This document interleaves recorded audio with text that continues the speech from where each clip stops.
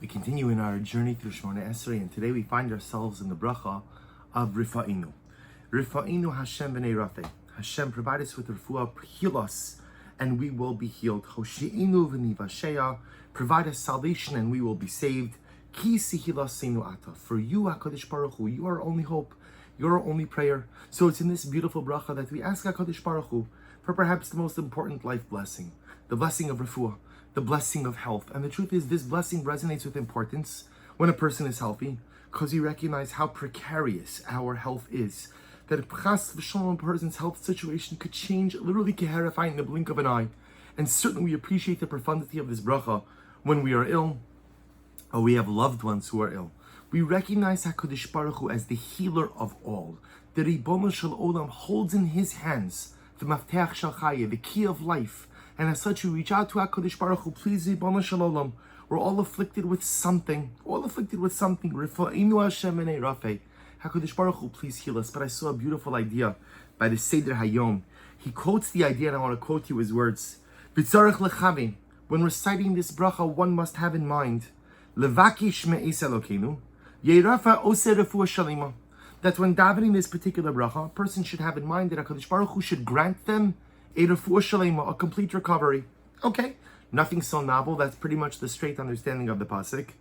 Of the bracha. Kedei shenihya muchanim briim v'chazokim lasok b'torah karoi. But here comes along the Seder Hayom and says something amazing. When you ask Hashem to be healed, and when you ask Hashem to be healthy, the Ribono Shel Olam Kiviyachal asks back a question. Why? What do you want to do with this health? What do you want to do with this refuah? And as such, says the Seder Hayom, as we daven to either be healed, or we daven for the continuation of Baruch Hashem, our status of health, there's a caveat to the request. And the caveat is, HaKadosh Baruch Hu, I'm asking this from you in order that I could go on and accomplish great things. I'm asking you to give me my health, because you all know that Rahman al-Islam, when a person is sick, sickness, illness, it prevents a person from doing all the things they want to accomplish, whether it's because a person is literally bedbound or because a person is just overwhelmed by the enormity and realities of their precarious health situation. So says the Seder Hayom, when you daven for HaKadosh Baruch Hu, either for refuah, I'm sick, Ribono Shel Olam, give me, heal me. Why? Because I promise you that if you heal me, I'm going to do something great. I'm going to learn, I'm going to practice, I'm going to do. I'm going to be about ches, I'm going to be about tzedakah, I'm going to be about midos tovos, I'm going to become a Talmid Chacham.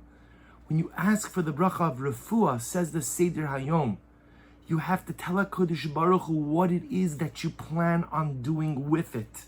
Because the Ribono Shel Olam holds the keys to an arsenal of blessing. And often we think that our only job is just to ask. Ask and you shall receive. But says the Seder Hayom, there's something else. Ask and then tell HaKadosh Baruch Hu what you plan on doing with it. Like lahavdil, a person goes to the bank and they want to get a loan.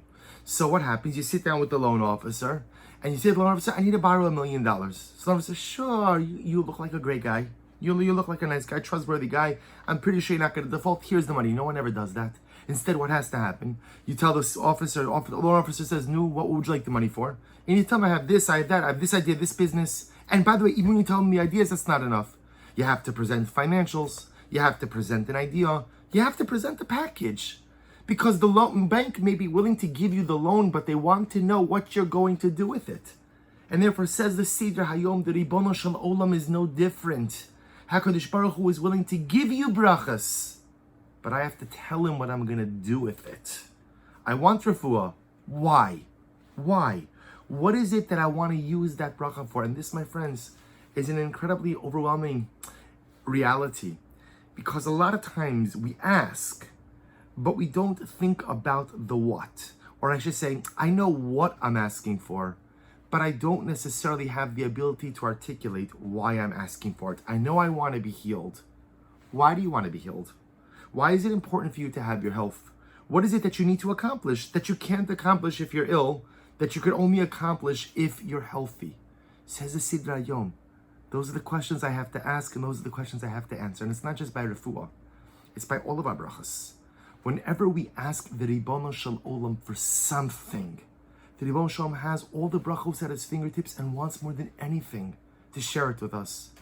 But we have to be able to explain to HaKadosh Baruch Hu what we're going to do with it, how it is going to make us better people, and how this particular bracha will help me along the path of self-advancement and self-actualization.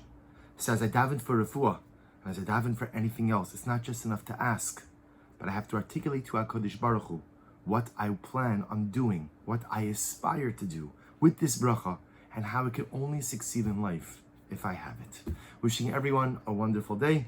Looking forward to continuing our learning in Meretz Hashem next week.